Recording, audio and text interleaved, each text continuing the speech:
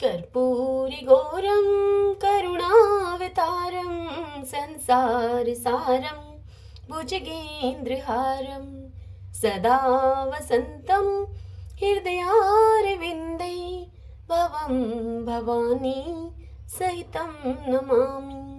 भवं भवानी सहितं नमामि। श्री शिवाय नमस्तोभ्यम। आप सुन रहे हैं शिव महापुराण कथा रुद्र संहिता के पंचम स्कंद युद्ध से। आज की कथा में हम सुनेंगे देवों के सत्वन से शिवजी का कोप शांत होना और शिवजी का उन्हें वर देना, मैं दानव का शिवजी के समीप आना और उनसे वर याचना करना। शिवजी से वरदान पाकर मैं दानव का वितल लोक में जाना। आज के दिवस हम इस पावन कथा का रसपान कर रहे हैं। तो आइए सर्वप्रथम भगवान शंकर और माता पार्वती का ध्यान करते हुए सभी बोलिए श्री शिवाय नमस्तोभ्यम। व्यास जी ने पूछा सनत कुमार जी से। व्यास जी ने कहा, हे बुद्धिमान सनत कुमार जी, आप तो ब्रह्मा के पुत्र और शिव भक्तों में सर्वश्रेष्ठ हैं, अतः आप धन्य हैं। अब आप यह बतलाइए कि त्रिपुर के दग्ध हो जाने पर संपूर्ण देवताओं ने क्या किया, मैं दानव कहाँ गया और उन त्रिपुर अध्यक्षों की क्या गति हुई। यदि वह वृत्तांत शंभु की कथा से संबंध रखने वाला हो तो वह सब विस्तार पूर्वक आप मुझसे वर्णन कीजिए। सूत जी कहते हैं कि हे मुनियों, व्यास का प्रश्न सुनकर सृष्टिकर्ता ब्रह्मा के पुत्र भगवान सनत कुमार शिव जी के युगल चरणों का स्मरण करके व्यास जी से यूं बोले। सनत कुमार जी ने कहा कि हे बुद्धिमान व्यास जी, जब महेश्वर ने दैत्यों से खचाखच भरे हुए संपूर्ण त्रिपुर को भस्म कर दिया तब सभी देवताओं को महान आश्चर्य हुआ। उस समय शंकर जी के महान भयंकर रौद्र रूप को, जो कि करोड़ों सूर्यों के समान प्रकाशमान और प्रलयकालीन अग्नि की भांति तेजस्वी था तथा जिसके तेज से दसों दिशाएं प्रज्वलित से दिख रही थी, देखकर साथ ही हिमाचल पुत्री पार्वती देवी की ओर दृष्टिपात करके संपूर्ण देवता भयभीत हो गए। तब मुख्य मुख्य देवता विनम्र होकर सामने खड़े हो गए। उस अवसर पर बड़े बड़े ऋषि भी देवताओं की वाहिनी को भयभीत देखकर वहां खड़े ही रह गए। वे कुछ बोल न सके। वे चारों ओर से शंभु को प्रणाम करने लगे। तत्पश्चात ब्रह्मा भी शिवजी के उस रूप को देखकर भयग्रस्त हो गए। तब उन्होंने डरे हुए विष्णु तथा देवगणों के साथ प्रसन्न मन से सावधानी पूर्वक उन गिरिजा सहित महेश्वर का, जो कि देवों के भी देव, भाव तथा हर नाम से प्रसिद्ध हैं, भक्तों के अधीन रहने वाले और त्रिपुर हंता हैं, तब सभी ने भगवान शंकर का सत्वन किया। तदंतर सभी प्रमुख देवताओं ने भगवान शिव की स्तुति की। इस प्रकार से यूं स्तुति किए जाने पर लोगों के कल्याणकर्ता शंकर प्रसन्न होकर उनसे बोले। शंकर जी ने कहा कि ब्रह्मा, विष्णु तथा हे देवगण, मैं तुम लोगों पर विशेष रूप से प्रसन्न हूँ, अतः अब तुम सभी विचार करके अपना मनोवांछित वर मांग लो। सनत कुमार जी इस कथा को सुनाते हुए व्यास जी से आगे कहते हैं कि हे मुनि श्रेष्ठ, शिव के द्वारा कहे हुए वचन को सुनकर सभी देवताओं का मन प्रसन्नता से अब खिल उठा। फिर तो वे बोल उठे। देवताओं ने कहा कि भगवान, हे देवेश्वर, यदि आप हम पर प्रसन्न हैं और हम देवगणों को अपना दास समझकर आप वर देना चाहते हैं, तो हे देव सतम, जब जब देवताओं पर दुख की संभावना हो तब तब आप प्रकट होकर सदा उनके दुखों का विनाश करते रहें। सनत कुमार जी यह कथा सुनाते हुए व्यास जी से आगे कहते हैं कि हे महर्षि, जब ब्रह्मा, विष्णु और देवताओं ने भगवान रुद्र से ऐसी प्रार्थना की तब वे शांत तथा प्रसन्न होकर एक साथ ही सबसे बोले कि अच्छा, सदा ऐसा ही होगा। और ऐसा कहकर शंकर जी ने, जो कि सदा देवों का दुख हरने वाले हैं, प्रसन्नता पूर्वक देवों को जो कुछ अभिष्ट था वह सारा का सारा उन्हें प्रदान कर दिया। इसी समय मैं दानव, जो कि शिवजी की कृपा के बल से जलने से बच गया था, शंभु को प्रसन्न देखकर वह दानव हर्षित मन से वहां पर आया। उसने विनीत भाव से हाथ जोड़कर प्रेम पूर्वक हर तथा अन्यान्य देवों को भी प्रणाम किया। फिर वह शिवजी के चरणों में लौट गया। तत्पश्चात दानव श्रेष्ठ मैंने उठकर शिवजी की ओर देखा। उस समय प्रेम के कारण उसका गला भर आया और वह भक्तिपूर्ण चित्त से उनकी स्तुति करने लगा। हे द्विजश्रेष्ठ व्यास जी, मैं के द्वारा किए गए सत्वन को सुनकर परमेश्वर शिव प्रसन्न हो गए और आदर पूर्वक मैं से बोले। शिवजी ने मैं से कहा कि हे दानव श्रेष्ठ, मैं तुझ पर प्रसन्न हूँ, अतः तू वर मांग ले। इस समय जो कुछ भी तेरे मन की अभिलाषा होगी मैं उसको अवश्य पूर्ण करूंगा। सनत कुमार जी इस कथा को सुनाते हुए आगे कहते हैं कि हे व्यास मुने, शंभु के इस मंगलमय वचन को सुनकर दानव श्रेष्ठ मैंने अंजलि बांधकर विनम्र होकर उन प्रभु के चरणों में नमस्कार करके उनसे कहा। मैं बोला, हे देवादिदेव महादेव, यदि आप मुझ पर प्रसन्न हैं और मुझे वर पाने का अधिकारी भी समझते हैं तो अपनी शाश्वती भक्ति प्रदान कीजिए मुझे। हे परमेश्वर, मैं सदा आपके भक्तों से मित्रता रखूं, दिनों पर सदा मेरा दया भाव बना रहे और अन्य दुष्ट प्राणियों की मैं उपेक्षा करता रहूं। हे महेश्वर, कभी भी मुझ में आसुर भाव का उदय न हो। हे नाथ, निरंतर आपके शुभ भजन में ही तल्लीन रहकर मैं निर्भय बना रहूं। सनत कुमार जी कहते हैं कि हे व्यास जी, भगवान शंकर तो सबके स्वामी तथा भक्तवत्सल हैं। मैंने जब इस प्रकार से उन परमेश्वर की प्रार्थना की तब वे शंकर प्रसन्न होकर मैं से बोले। महेश्वर ने कहा कि हे दानव सतम, तू मेरा भक्त है और तुझ में कोई भी विकार नहीं है, अतः तू धन्य है। अब मैं तेरा जो कुछ भी अभीष्ट पर है वह सारा का सारा तुझे प्रदान करता हूँ। अब तू मेरी आज्ञा से अपने परिवार के सहित वितल लोक में चला जा, वह स्वर्ग से भी रमणीय है। वहां तू प्रसन्न चित्त से मेरा भजन करते हुए निर्भय होकर निवास कर। मेरी आज्ञा से कभी भी तुझ में आसुर भाव का प्रकाट्य नहीं होगा। सनत कुमार जी इस कथा को सुनाते हुए व्यास जी से आगे कहते हैं कि हे मुने, मैं दानव ने महात्मा शंकर की उस आज्ञा को सिर झुकाकर स्वीकार किया और उन्हें तथा अन्य देवों को भी प्रणाम करके वह मैं दानव वितल लोक को चला गया। तदंतर महादेव जी देवताओं के उस महान कार्य को पूर्ण करके देवी पार्वती अपने पुत्र और संपूर्ण गणों के सहित अंतर्ध्यान हो गए। हे व्यास जी, जब परिवार समेत भगवान शंकर अंतर्हित हो गए तब वह धनुष, बाण, रथ आदि सारा उपकरण भी अदृश्य हो गया। तत्पश्चात ब्रह्मा, विष्णु तथा अन्य देव, मुनि, गंधर्व, किन्नर, नाग, सर्प, अप्सरा और मनुष्यों को महान हर्ष प्राप्त हुआ। वे सभी शंकर जी के उत्तम यश का बखान करते हुए आनंद पूर्वक अपने अपने स्थान को चले गए। वहां पहुंचकर उन्हें परम सुख की प्राप्ति हुई। हे महर्षि व्यास जी, इस प्रकार मैंने शशि मौली शंकर जी का विशाल चरित्र, जो कि त्रिपुर विनाश को सूचित करने वाला तथा परमोत्कृष्ट लीला से युक्त है, सारा का सारा आपको सुना दिया है। श्री शिवाय नमस्तुभ्यं, श्री शिवाय नमस्तुभ्यं, श्री शिवाय नमस्तुभ्यं, श्री शिवाय नमस्तुभ्यं, श्री शिवाय नमस्तुभ्यं। इतना वृतांत सुनाकर सनत कुमार जी वेदव्यास जी से आगे कहते हैं कि हे मुने, अब शंभु का दूसरा चरित्र प्रेम पूर्वक तुम श्रवण करो। उसके सुनने मात्र से शिव भक्ति सदृढ़ हो जाती है। हे व्यास जी, शंखचूड़ नामक एक महावीर दानव था जो कि देवों के लिए कंटक स्वरूप था। उसे शिवजी ने रण के मुहाने पर त्रिशूल से मार डाला था। शिवजी का वह दिव्य चरित्र परम पावन तथा पापनाशक है। तुम पर अधिक स्नेह होने के कारण मैं उसका संपूर्ण वृत्तांत तुम्हारे समक्ष वर्णन करता हूँ। तुम प्रेम पूर्वक उसे श्रवण करो। ब्रह्मा के पुत्र जो कि महर्षि मरीचि थे, उनके पुत्र कश्यप हुए। वे मननशील, धार्मिक, सृष्टिकर्ता, विद्या संपन्न तथा प्रजापति थे।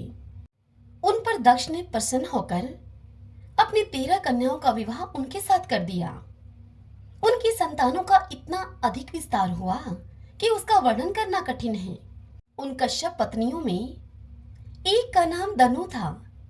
वह श्रेष्ठ सुंदरी तथा महारूपवती थी। उस साध्वी का सौभाग्य बढ़ा हुआ था। हे मुने व्यास जी, उस धनु के बहुत से महाबली पुत्र उत्पन्न हुए। विस्तार भय से उनके नाम नहीं गिनाए जा रहे। उनमें एक का नाम विप्रचिति था, जो कि महान बल पराक्रम से संपन्न था। उसका पुत्र दंभ हुआ, जो कि जितेंद्रिय, धार्मिक तथा विष्णु भक्त था। जब उसके कोई पुत्र नहीं हुआ, तब उस वीर को चिंता व्याप्त हो गई। उसने शुक्राचार्य को गुरु बनाकर उनसे श्री कृष्ण मंत्र प्राप्त किया और पुष्कर में जाकर घोर तप करना प्रारंभ कर दिया। वहां सुदृढ़ आसन लगाकर कृष्ण मंत्र का जप करते हुए उसके 1,00,000 वर्ष बीत गए। तब उस तपस्वी के मस्तक से एक जाज्वल्यमान तेज निकलकर सर्वत्र व्याप्त हो गया। वह तेज इतना दुस्सह था कि उससे संपूर्ण देवता, मुनि तथा मनु संतप्त हो उठे। तब वे इंद्र को अगवा बनाकर ब्रह्मा के शरणापन्न हुए। वहां उन्होंने संपूर्ण संपत्तियों के दाता विधाता को प्रणाम करके उनकी स्तुति की और फिर विशेष रूप से व्याकुल होकर अपना सारा वृत्तांत उनसे कह सुनाया। उनकी सारी बात सुनकर ब्रह्मा भी उन्हें साथ लेकर वह सारा वृत्तांत विष्णु जी को सुनाने के लिए बैकुंठ को चले। वहां पहुंचकर सब लोगों ने त्रिलोकी के अधीश्वर तथा रक्षक परमात्मा विष्णु को विनीत भाव से प्रणाम किया और फिर हाथ जोड़कर उनकी स्तुति करने लगे। देवता बोले कि हे देव देव, हमें पता नहीं कि यहाँ कौन सा कारण उत्पन्न हो गया है। हम किसके तेज से संतप्त हो उठे हैं, यह आप ही बतलाइए। हे दीनबंधो, अपने दुखी सेवकों के रक्षक तो आप ही हैं। अतः हे शरणदाता, हे रमानाथ, हम शरणागतों की आप रक्षा कीजिए, रक्षा कीजिए प्रभु। इस कथा को सुनाते हुए सनत कुमार जी व्यास जी से आगे कहते हैं कि हे मुने वेद व्यास, ब्रह्मा आदि देवताओं के वचन को सुनकर शरणागत वत्सल भगवान विष्णु मुस्कुराए और उनसे प्रेम पूर्वक बोले। विष्णु ने कहा कि हे अमरो, शांत रहो, घबराओ मत, भयभीत मत हो। कोई उलट पुलट नहीं होगा, क्योंकि अभी प्रलय का समय नहीं आया है। यह तेज तो दंभ नामक दानव का है, जो कि मेरा भक्त है और पुत्र की कामना से वह तप कर रहा है। मैं उसे वरदान देकर शांत कर दूंगा। सनत कुमार जी व्यास जी से आगे कहते हैं कि हे मुनि वेद व्यास, भगवान विष्णु के यूं कहने पर ब्रह्मा आदि देवताओं की व्यग्रता जाती रही। वे सभी धैर्य धारण करके अपने अपने धाम को लौट गए।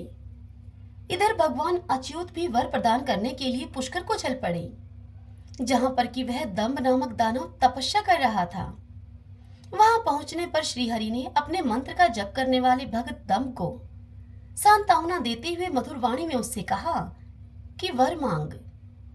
तब विष्णु का उपयुक्त वचन सुनकर और उन्हें आगे उपस्थित देखकर दंभ बड़ी ही भक्ति के साथ उनके चरणों में लोटपोट हो गया और बारंबार स्तुति करते हुए उनसे बोला। दंभ ने कहा कि हे देवादिदेव, हे कमल नयन, आपको नमस्कार है। हे रमानाथ, मुझ पर आप कृपा कीजिए। हे त्रिलोकेश, मुझे एक ऐसा वीर पुत्र दीजिए जो कि आपका भक्त तथा महान बल पराक्रम से संपन्न हो। वह त्रिलोकी को जीत ले, परंतु देवता उसे पराजित न कर सके। सनत कुमार जी इस कथा को सुनाते हुए व्यास जी से कहते हैं कि हे मुने, दानवराज दंभ के यूं कहने पर श्री हरि ने उसे वह वर दे दिया और उस घोर तप से उसे निवृत्त करके स्वयं अंतर्ध्यान हो गए। दानवेंद्र दंभ की तपस्या सिद्ध हो चुकी थी, जिससे उसका मनोरथ अब पूर्ण हो गया था। अतः वह भी श्री हरि के चले जाने पर उस दिशा को नमस्कार करके अपने घर को लौट गया। थोड़े ही समय के उपरांत उसकी भाग्यवती पत्नी गर्भवती हो गई। वह अपने तेज से घर के भीतरी भाग को प्रकाशित करती हुई अब शोभा पाने लगी। हे मुनि व्यास जी, श्री कृष्ण के पार्षदों की अग्रणी जो सुदामा नामक गोप था, जिसे राधा जी ने श्राप दे दिया था, वही उसके गर्भ में प्रविष्ट हुआ था। तदंतर समय आने पर साध्वी दंभ पत्नी ने एक तेजस्वी बालक को जन्म दिया। तब पिता ने बहुत से मुनीश्वरों को बुलाकर उसका विधि पूर्वक जात कर्म आदि संस्कार संपन्न किया। हे द्विजोतम, उस पुत्र के उत्पन्न होने पर बहुत बड़ा उत्सव मनाया गया। फिर शुभ दिन आने पर पिता ने उस बालक का शंखचूड़ ऐसा नामकरण किया। वह अपने पिता के घर में शुक्ल पक्ष के चंद्रमा की भांति अब बढ़ने लगा। वह अत्यंत तेजस्वी था, अतः उसने बचपन में ही सारी विद्याएं सीख ली। वह नित्य बाल क्रीड़ा करके अपने माता पिता का हर्ष बढ़ाने लगा और अपने समस्त कुटुंबियों का तो वह विशेष रूप से प्रेम भाजन हो गया। तदंतर जब वह शंखचूड़ बड़ा हुआ तब वह जोगी शव्य मुनि के उपदेश से पुष्कर में जाकर ब्रह्मा जी को प्रसन्न करने के लिए भक्ति पूर्वक तपस्या करने लगा।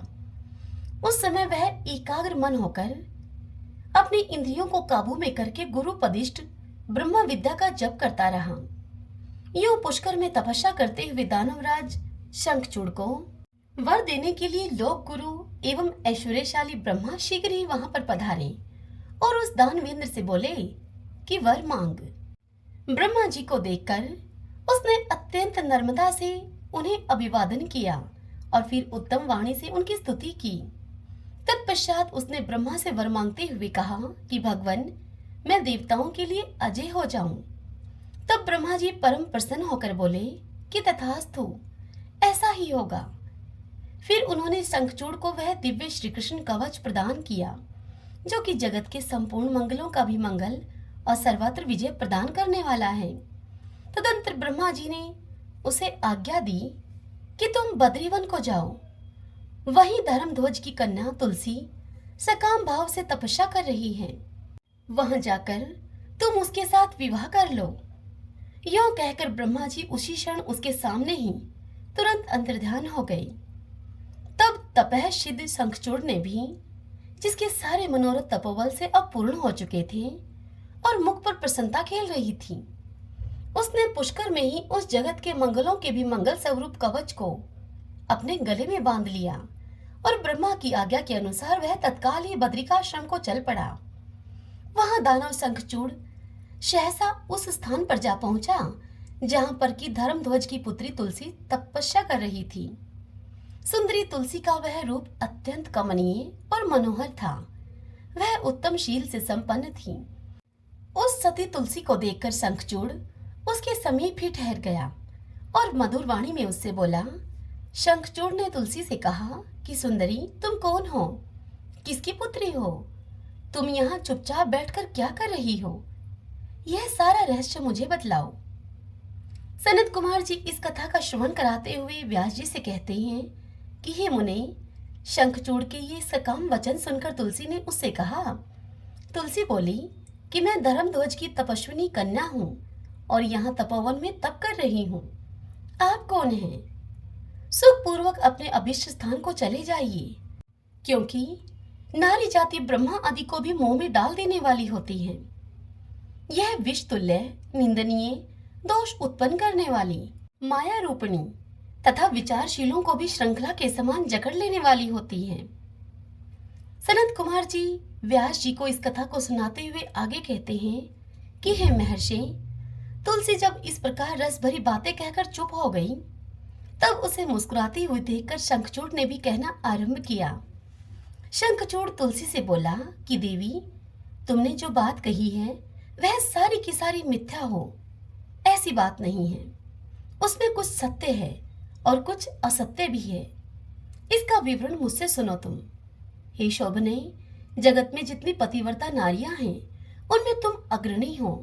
मेरा तो ऐसा विचार है कि जैसे मैं पाप बुद्धि कामी नहीं हूँ, उसी प्रकार तुम भी काम पराधीना नहीं हो। फिर भी इस समय मैं ब्रह्मा जी की आज्ञा से तुम्हारे समीप आया हूँ और गांधार विवाह की विधि से तुम्हें ग्रहण करूंगा। हे भद्रे, क्या तुम मुझे नहीं जानती हो अथवा तुमने कभी मेरा नाम भी नहीं सुना है क्या? भद्रे, देवताओं में भगदड़ डाल देने वाला शंखचूड़ मैं ही हूँ। मैं दनु का वंशज तथा दम्भ नामक दानव का पुत्र हूँ। पूर्व काल में मैं श्रीहरि का पार्षद था। मेरा नाम सुदामा गोप था और इस समय मैं राधिका जी के श्राप से दानवराज शंखचूड़ होकर उत्पन्न हुआ हूँ। ये सारी बातें मुझे ज्ञात हैं, क्योंकि श्री कृष्ण के प्रभाव से मुझे अपने पूर्व जन्म का स्मरण बना हुआ है। सनत कुमार जी इस कथा को सुनाते हुए व्यास जी से आगे कहते हैं कि हे मुने, तुलसी के समक्ष यों कहकर शंखचूड़ चुप हो गया। जब दानवराज ने आदरपूर्वक तुलसी से ऐसा यह सत्य वचन कहा, तब वह परम प्रसन्न हुई और मुस्कुराकर कहने लगी हे भद्र पुरुष, आज आपने अपने सात्विक विचार से मुझे पराजित कर दिया है। जो पुरुष स्त्री के द्वारा परास्त न हो सके वह संसार में धन्यवाद का पात्र है, क्योंकि जिसे स्त्री जीत लेती है वह पुरुष सदाचारी होते हुए भी सदा अपावन बना रहता है। देवता, पितृ और समस्त मानव उसकी निंदा करते हैं। जनना सोच तथा मरना सोच में भी ब्राह्मण 10 दिनों में, क्षत्रिय 12 दिनों में और वैश्य 15 दिनों में शुद्ध हो जाता है तथा शूद्र की शुद्धि 1 मास में हो जाती है, ऐसा वेद का अनुशासन है। परंतु स्त्री से पराजित हुए पुरुष की शुद्धि चित्तादाह के अतिरिक्त अन्य किसी प्रकार से संभव ही नहीं है। इसी कारण उसके पितृ उसके द्वारा दिए गए पिंड तर्पण आदि को इच्छा पूर्वक ग्रहण नहीं करते तथा देवता भी उसके द्वारा अर्पित किए गए पुष्प फल आदि को स्वीकार नहीं करते। जिसका मन स्त्रियों के द्वारा आहत हो जाता है उसके ज्ञान, उत्तम तप, जप, होम, पूजन, विद्या और दान से क्या लाभ है? अर्थात उसके ये सभी निष्फल हो जाते हैं। मैंने आपके विद्या, प्रभाव और ज्ञान की जानकारी के लिए ही आपकी परीक्षा ली है, क्योंकि कामिनी को चाहिए कि वह अपने मनोनीत कांत की परीक्षा करके ही उसे पति रूप से वर्ण करें। सनत कुमार जी आगे कहते हैं कि हे व्यास जी, जिस समय तुलसी यूं वार्तालाप कर रही थी उसी समय सृष्टिकर्ता ब्रह्मा जी वहां पर आ पहुंचे और इस प्रकार कहने लगे। ब्रह्मा जी ने कहा कि हे शंखचूड़, तुम तुलसी के साथ व्यर्थ में वाद विवाद क्यों कर रहे हो? तुम गांधर्व विवाह की विधि से इसका पाणी ग्रहण करो, क्योंकि निश्चय ही तुम पुरुष रतन हो और यह सती साध्वी नारियों में रतन स्वरूपा है। ऐसी दशा में निपुणा का निपुण के साथ समागम गुणकारी ही होगा। फिर तुलसी की ओर लक्ष्य करके ब्रह्मा जी बोले कि हे सती साध्वी तुलसी, तू ऐसे गुणवान कांत की क्या परीक्षा ले रही है? यह तो देवताओं, असुरों और दानवों का मान मर्दन करने वाला है। हे सुंदरी, तो इसके साथ संपूर्ण लोकों में सर्वदा उत्तम उत्तम स्थानों पर चिरकाल तक यथेष्ट विहार कर शरीरांत होने पर यह पुनः गोलोक में श्री कृष्ण को ही प्राप्त होगा और इसकी मृत्यु हो जाने पर भी तो भी बैकुंठ में चतुर्भुज भगवान को प्राप्त करेगी। सनत कुमार जी आगे कहते हैं कि हे मुनि व्यास जी, उन दोनों को इस प्रकार का आशीर्वाद देकर ब्रह्मा अपने धाम को चले गए। तब दानव शंखचूड़ ने गांधर्व विवाह की विधि से तुलसी का पाणी ग्रहण किया और इस प्रकार यूं तुलसी के साथ विवाह करके वह शंखचूड़ अपने पिता के स्थान को चला गया और मनोरम भवन में उस रमणी तुलसी के साथ विहार करने लगा। हरि ओम तत्सत। श्री शिवाय नमस्तुभ्यं। भक्तजनों, आज की यह कथा यहीं पर पूर्ण हुई। मेरा आपसे विनम्र निवेदन है कि जितना ज्यादा हो सके इन कथाओं को आप शेयर कीजिए, क्योंकि कथाओं को सुनाने में आनंद तभी आता है जब सुनने वाले ज्यादा हों, उस काम की कदर हो। क्योंकि इन कथाओं की रिकॉर्डिंग करने में बहुत ही अधिक समय लगता है और बहुत ही ज्यादा मेहनत लगती है। यह मेहनत हमारी जब सफल होगी जब सुनने वाले ज्यादा होंगे। तो मेरी आपसे विनम्र विनती है कि आप इन कथाओं का प्रचार ज्यादा से ज्यादा कीजिए, अपने सभी जनों तक इन कथाओं का प्रचार कीजिए। श्री शिवाय नमस्तुभ्यम।